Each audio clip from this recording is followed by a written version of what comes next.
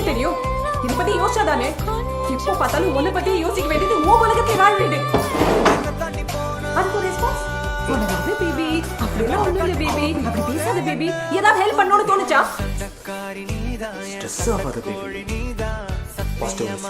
இப்படி எல்லாம் நடந்ததுக்கு அப்புறம் பாசிட்டிவா வேற யோசிக்கணுமா? இப்போ எதுக்கு இப்படி ஆட் பண்ற? கத்தாத. அதனால முடியும். அப்பெல்லாம் ஒண்ணும்